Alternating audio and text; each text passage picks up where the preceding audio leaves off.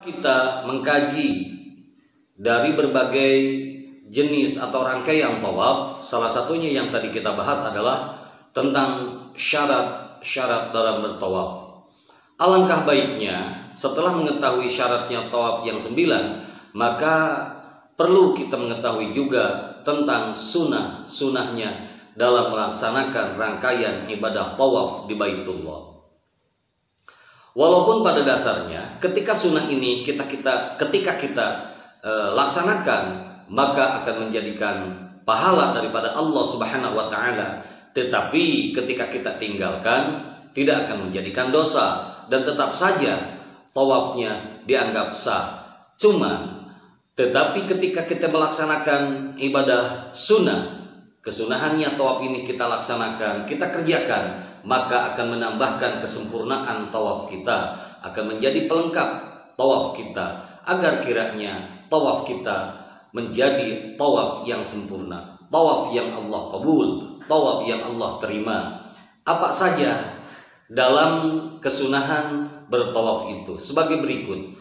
Yang pertama, sebaiknya tawaf dilakukan dengan berjalan kaki, kecuali bagi orang-orang yang lemah, kecuali bagi orang yang sakit, kecuali bagi orang yang uzur. Bagi orang yang kuat, bagi yang fisiknya kuat, kakinya sehat, badannya sehat, maka sebaiknya tawaf dilakukan dengan berjalan kaki. Tetapi bagi orang yang lemah fisiknya, misalkan jalan kuat tapi dengan sempoyongan, alangkah baiknya menggunakan kursi roda ataupun menggunakan skuter matic. Karena untuk mengelilingi Ka'bah ini diperlukan fisik yang kuat, diperlukan fisik yang normal, diperlukan badannya pula yang sehat. Maka dari itu ketika orangnya lemah atau tidak sehat dan lain sebagainya, karena tawaf ini hukumnya wajib bagi yang melaksanakan ibadah haji dan juga melaksanakan ibadah umrah, maka diperbolehkan bagi orang yang lemah menggunakan kursi roda ataupun menggunakan skuter matic. Yang kedua, mencium hajar aswad. Mencium hajar aswad ini hukumnya sunnah. Jangan ditekankan bahwa mencium hajar aswad adalah hukumnya wajib. Bukan wajib, tetapi sunnah mencium hajar aswad. Ataupun isyarat mencium hajar aswad setiap kali melintasinya.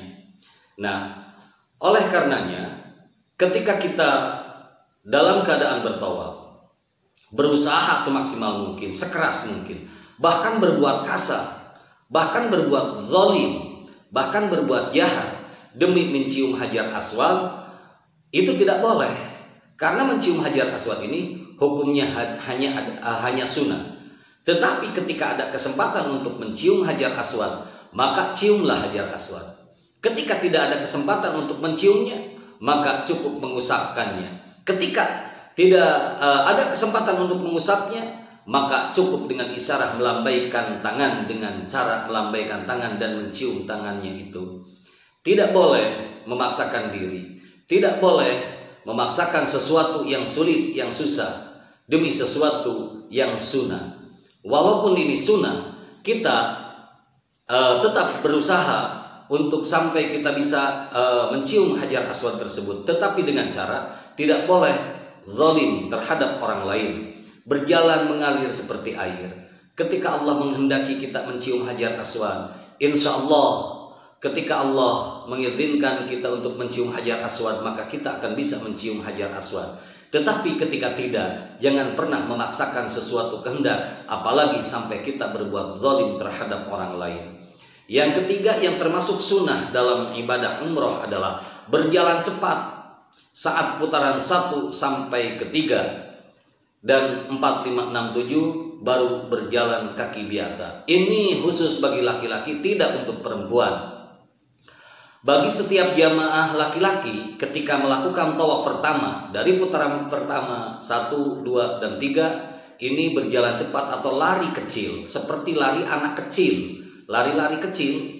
Nah, sampai di 3 putaran, maka putaran keempat, kelima, keenam, dan ketujuh berjalan kaki secara biasa. Itu pun ketika tidak darurat. Tetapi ketika berdesak-desakan orang, maka berjalan seperti biasanya saja, berjalan pelan saja, tidak usah lari-lari kecil. Karena ketika padatnya orang yang sedang melaksanakan tawaf di Baitullah, sementara kita melakukan lari-lari kecil, maka akan menjadikan atau akan menimbulkan kekacauan ketika kita melaksanakan ibadah umroh atau melaksanakan ibadah tawaf. Maka dari itu, ketika situasi dan kondisinya tidak memungkinkan untuk berjalan kecil, maka berjalanlah seperti berjalan kaki biasa pada umumnya.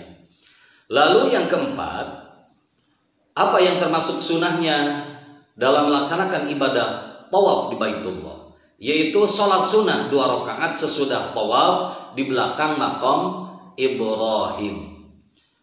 Setelah kita selesai di 7 putaran, maka kita disunahkan untuk sholat di maqam Ibrahim. Jangan pernah menganggap sholat di belakang maqam Ibrahim ini wajib. Bukan wajib, hukumnya sunnah. Ini yang sunnah kita tekadkan sunnah, yang wajib kita tekadkan wajib. Untuk memisahkan antara wajib dan sunnah, dan untuk meyakinkan ke dalam hati kita mana yang wajib, mana yang sunnah. Jangan pernah dicampur adukan, yang wajib, yang sunnah. Nggak tahu yang wajibnya mana, yang sunnahnya mana. Itu nggak boleh. Sebaiknya kita mengetahui yang wajib tekadkan wajib, yang sunnah tekadkan sunnah. Seperti sholat di maqam Ibrahim, ini hukumnya sunnah, tidak boleh ditekadkan wajib.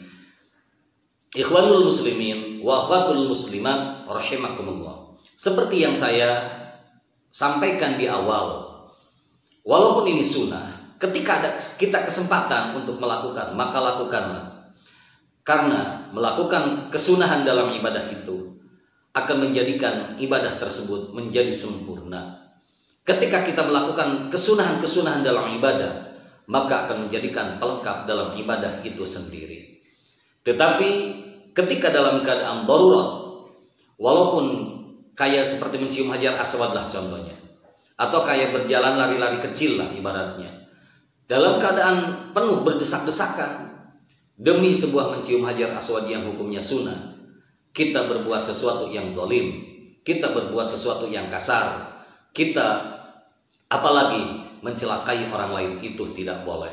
Karena dengan isarah pun itu sudah cukup. Ketika berjalan kaki pun, berlari-lari kecil pun, ketika di sananya padat, banyak orang sekali, maka berjalanlah seperti biasa. Karena kalau lari-lari kecil dalam keadaan padat, dalam keadaan banyak orang di sana, maka akan menimbulkan sesuatu kekacauan ketika kita melaksanakan tawaf di Baitullah. Ikhwanul muslimin wa akhwatul muslimat rahimakumullah.